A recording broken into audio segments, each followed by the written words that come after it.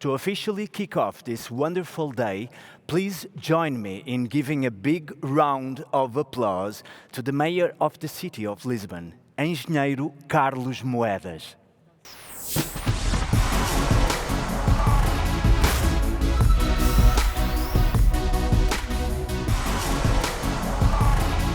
Hello, everybody.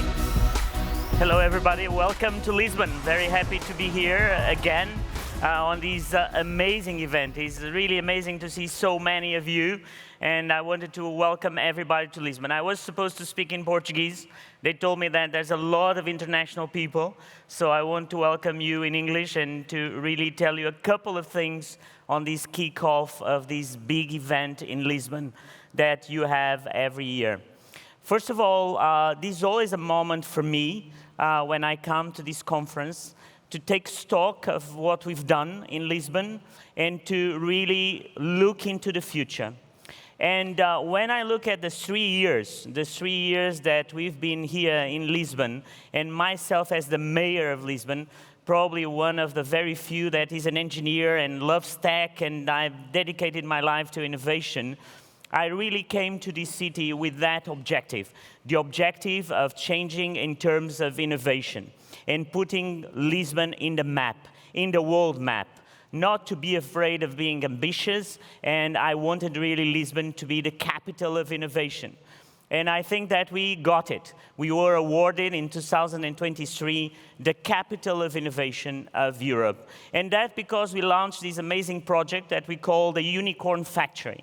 The Unicorn Factory was basically this idea that we have to have the audacity to think and the audacity to do and the audacity not to be afraid of being big. And so when I created the idea of the Unicorn Factory, and as you know, those that are Portuguese that nobody really believed, was the idea that innovation is at the center. And that today is clear.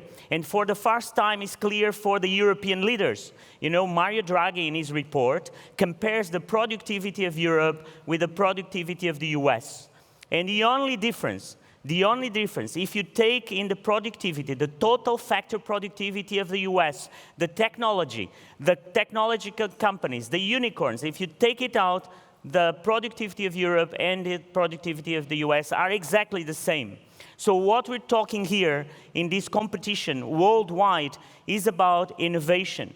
And so innovation is the differentiator, and it's the only way to create jobs. And I think that for the first time, Europe understood that, and that's what we have to do. And in Lisbon, with the Unicorn Factory, in these 3 years, I'm very glad that on these 3 years, we were able to get and attract people from so many parts of the world. When we started in this country, we produced ourselves around 7 unicorns in Portugal. And we said, no, I want in Lisbon to attract more unicorns than Portugal ever made. And we attracted 14 unicorns to the city that today have their base, their office. Sometimes they started with 10 people, now they have 300. Some of them, like Cleo, he started like with 50 people, now they have more than 300.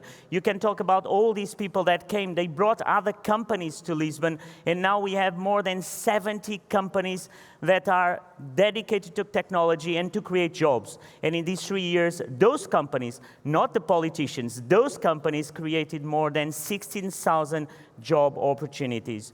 And so I think when you look back and you say, yes, we did it because of you, because of people like you. And today I owe really a big thanks to Andrés Ortola and to Microsoft, because when nobody believed, some of you believed, and Microsoft believed in Lisbon. When we decided that this Unicorn Factory would not be just a physical place in Beato, but where we had, and we should have, more of these unicorn places in Lisbon, Microsoft believed that we wanted to do in Alvalade the Microsoft AI hub with the Microsoft and the city Unicorn Factory. And we created the first hub in Lisbon for artificial intelligence with you guys. So thank you so much for that.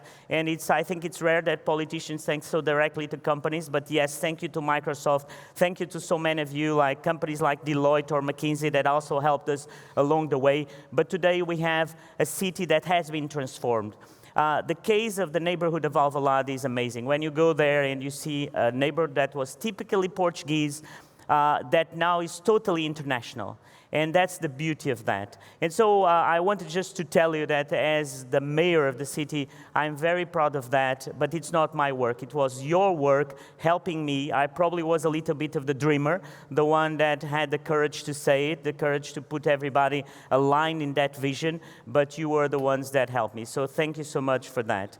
But the time or the day, the subject that you bring here today is very important. And it's very important for different reasons. The subject of the day is this human insight into AI. Is basically, what is this human part of AI? And guess what? There's no human part to AI. And AI has no human side of it. And I think that's where it comes, probably the subject of the day. And we have here Gary Kasparov and people like Stephen Attenborough that will tell you stories about their experience, and especially the very interesting story of Gary Kasparov. But when you put humans and technology, you basically are at the level of something that is beyond science. It's beyond technology.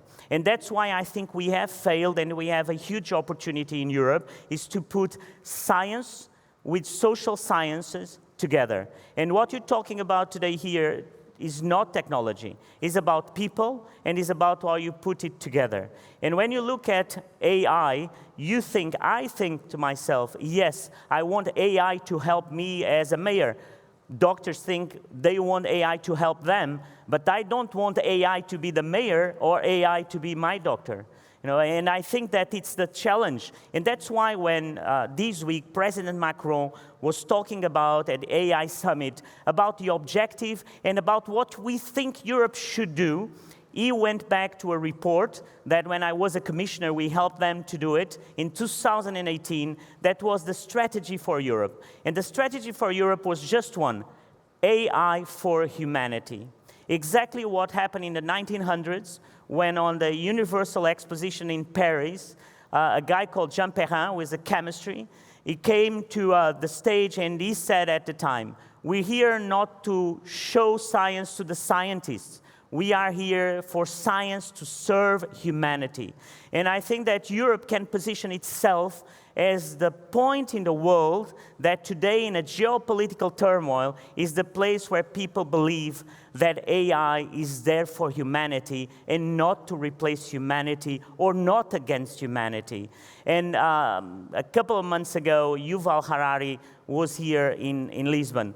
And he was telling me a story that I did know about an experience, a test that was done for GPT-4, for ChatGPT-4, where ChatGPT-4 was asked to basically solve these CAPTCHA puzzles.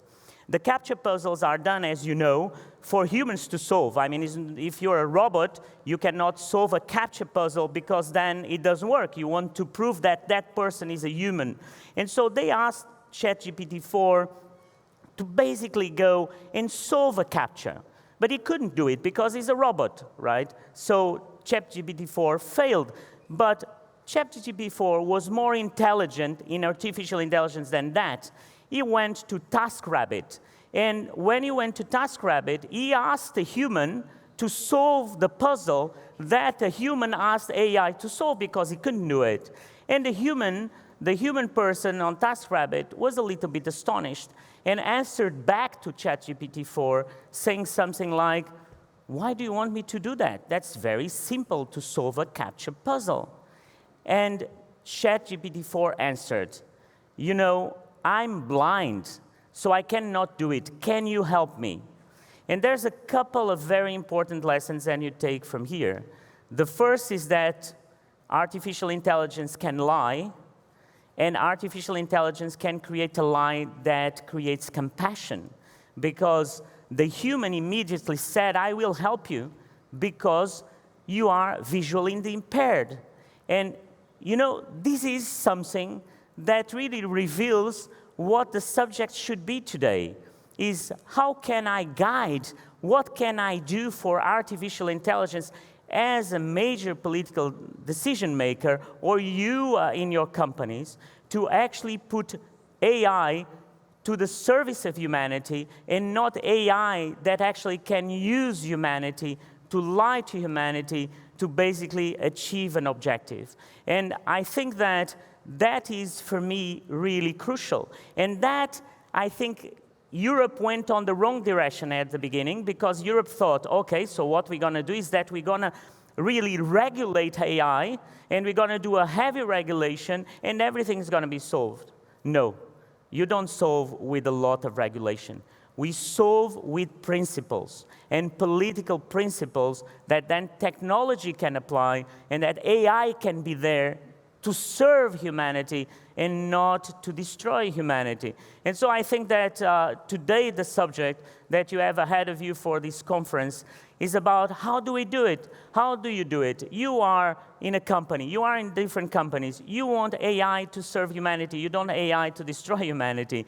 And the reality is that most of you are engineers. And I don't think that the answer will come from engineers. It will come from the crossing of engineers with social sciences. So I hope that in this room, you'll have a diversity of people like we have in our city, which is our major strength, is that when you are different, when you think different, you really can solve things. But I think that the subject that you have will probably be one of the most challenging for the next 10 years. And the last 10 years have been just of the tipping point of the discovery.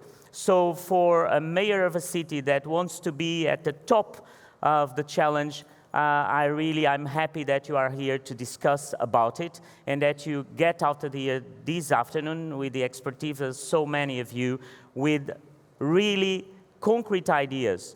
And I'll tell you what my ideas are about that. My ideas are about political guidance and the political definition about what we want. I think Europe did it this week with more than 200 billion to invest in AI.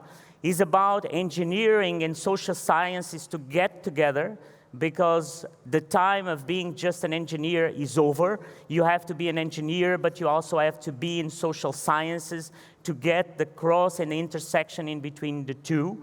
And third, really believe that AI is here for good, and AI is essential for our future. That in 10 years, our kids, our families cannot work without AI. That some of us are in this room because AI has saved their family in terms of health, in terms of so many areas in science that have done so much in the last 10 years, and will do more in the future. So as a techno-optimist, but also as a mayor, I'm really happy to welcome you to this beautiful city of Lisbon that was the capital of innovation in 23, and I will be the capital of artificial intelligence in 2025. So thank you so much.